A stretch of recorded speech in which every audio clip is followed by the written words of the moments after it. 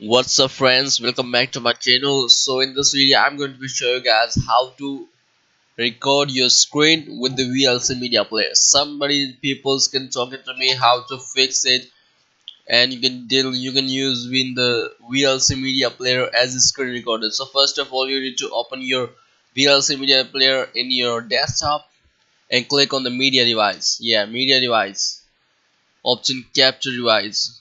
You're just gonna use this for the desktop, and I can use the 30 fps in these conditions.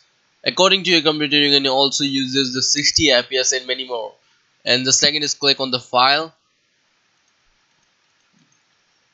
You can add a button.